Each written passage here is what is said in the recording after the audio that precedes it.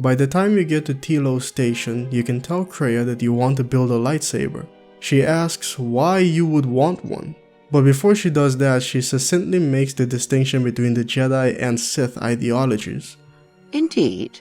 A Jedi tool and a Sith weapon. And why do you need such a thing? She says a whole lot with only 2 sentences. The Jedi believe that you shouldn't kill anyone unless it's absolutely necessary, and you never perform executions. To them, the lightsaber is not a weapon. From their perspective, even if they end up using it to kill someone, it was for the greater good. Jedi often use the lightsaber to incapacitate individuals but not kill them. They may take off a limb, it'll hurt, but they won't die. To the Sith, it is a weapon. Oftentimes, there are many Sith who also believe that they do what they do for the greater good, or they believe that they kill people, even each other, because it's the natural thing to do. Survival of the fittest, not in the sense of adaptability, but in the idea that might makes right. As usual, both the Jedi and the Sith are right and wrong. As Kreia would say, there isn't enough truth in their teachings. The truth is that the lightsaber is a weapon, but it can be used for good. What truly matters is not the weapon, but the wielder.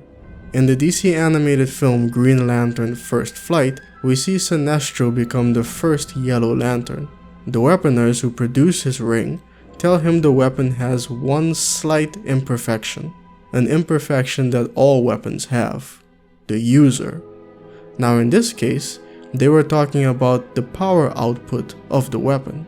The lantern rings are the most powerful weapons in the universe, but they are limited by the ability of their users, and that's the point.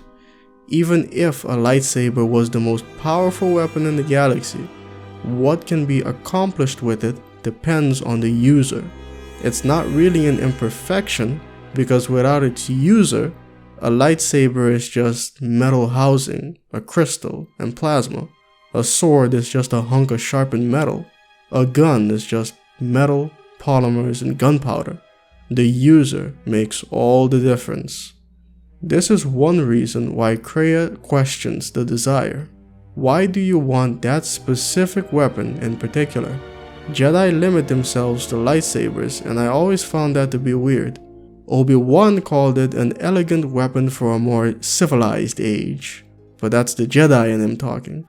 A weapon is a weapon, no matter when it was used. Some Jedi throughout history have been known to use blasters, but most didn't, since they didn't receive any training in it, and their teachings actively discourage it. They elevate the lightsaber to an absolute power, and if the chips are down, they have nothing to fall back on. Watch as one tries to hold a blaster as they try to hold a lightsaber, and you will see nothing more than a woman, or a man, a child. This is an area that the Jedi can use some improvement. The students should receive some training in all forms of weaponry and martial arts, and allow them to use whichever allows them to achieve their goals. I like to imagine a blaster-wielding Force user who can use the Force to manipulate the blaster bolts, speeds them up, slows them down, bend them, twist them, change trajectories, or even make them fly behind their opponents and flank them. Basically make them more unpredictable. That way even lightsaber-wielding foes have a difficult time deflecting them. Once Kreia questions the exile, she can give several answers. You can see them on screen now. 1. To defend my allies. 2. Because I feel naked without it. 3. It represents power, and it can help me slaughter enemies quicker, faster. 4. The lightsaber is a symbol of the Jedi. It inspires others, gives them hope. The first one is questionable because, like we've been discussing, you can use pretty much any weapon to achieve your goals, including the goal of protecting people. But this could tie in with the second option. Mitra Surik was trained as a Jedi, even if she happens to be more naturally talented with blasters or vibroswords. The lightsaber is what she's grown accustomed to. In the third option, she talks about what a particular weapon can represent. When people see it, they assume you know how to use it. And if you know how to use it, then you're probably a Jedi or a Sith. Either way, you're not to be trifled with. But she goes on to say that it can help her kill people. More on that in a bit. In the final option, she talks about another thing that a lightsaber can represent. It can be a symbol, and symbols can make people feel all kinds of emotions. In certain cases, depending on the definition attached to the symbol, it can inspire others. But in the current climate, you're kind of rolling the dice. There's a bounty on Jedi, so you're attracting attention. And after the Jedi Civil War, opinions on Jedi are mixed. If you show up on Dantooine carrying a lightsaber, the reception is not positive. You'll find little welcome here, Jedi. For your own good, I recommend you speak to Administrator Adari, quickly finish your business in Kunda, and go. A Jedi! I've got to tell the others. Leave me be, Jedi. I think Tarn has finally cracked, running around like a madman, raving that he was being chased by a Jedi. Oh, Tarn is an idiot, to be sure. But he seemed genuinely frightened, and perhaps he did see something. Do you actually believe a Jedi would return here? After all they've done to us? They wouldn't dare. They certainly would. Well, you remember how they were.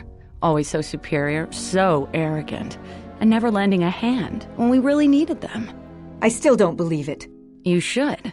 My cousin's friend, he used to tend the gardens around the Enclave. He swears he saw a Jedi in Kunda. Could be hiding anywhere. Well, I hope it's true. I hear there's a bounty on them, and we could certainly use the money. Unless somebody beats you to it.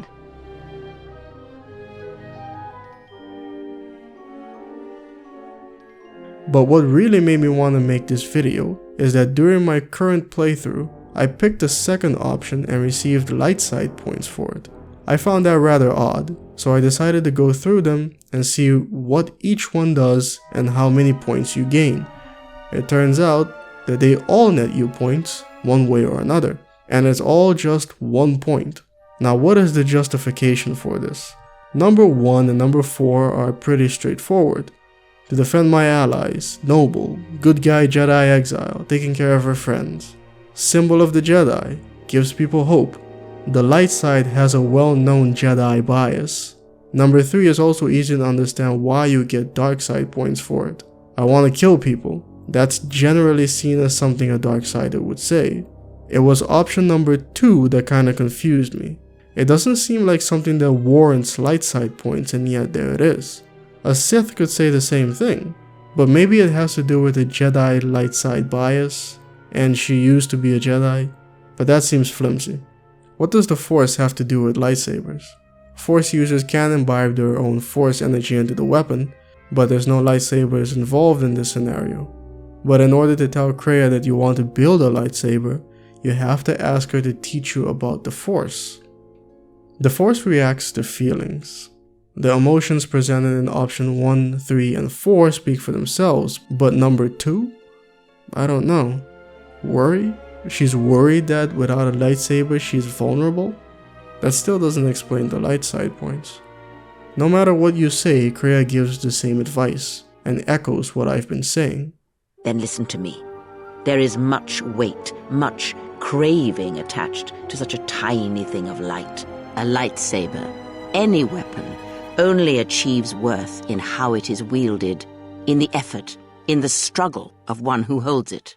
Such a weapon does not make a Jedi or a Sith, and at times it makes them much, much less than they are. That last part is very interesting though. A weapon alone doesn't make you believe in the teachings of the Jedi or the Sith. Carrying some religious symbol doesn't mean you believe in its doctrines. But she continues. At times it makes them lesser. I'm fairly certain she's referring to how they become over-reliant on it. And like I mentioned before, they're nothing without that one weapon. In my current playthrough, I'm trying the radical centrist approach. I'm doing everything I can to remain centered in the Force. So for me, the solution here is to leave the topic be. Don't ask her about it, and use whatever you have to. If it's a lightsaber, fine, they're useful. But a blaster combined with rapid fire and master speed is also quite effective. You know what, the second dialogue option makes me think of Dragon Age 2. I think BioWare was on the right track to evolving the dialogue wheel by adding a humor option, but they never built on it. Anyway, that's a different topic. Maybe I'll make another video discussing it, because I think I have an idea. You know, this was supposed to be a short video, but I started writing and now here I am on page 3. This wasn't even supposed to be a Kreia's Conundrums, but I've gone this far. I might as well. Checking my notes here, I was still gonna tackle force crystals. Remember that cave on Dantooine? Yeah, that. I'm just gonna leave that for another video. Maybe a follow-up or something. Who knows, I might end up with another 3 pages somehow. Anyway, this is one of those rare instances where I'm gonna end one of these unceremoniously. So I might as well say like and subscribe so YouTube is convinced that this video is worthwhile, and talk to me in the comments about anything that was discussed in this video. Is it wrong to tie so much of yourself to a weapon or any object? Sentimental value alone is a difficult thing to resist.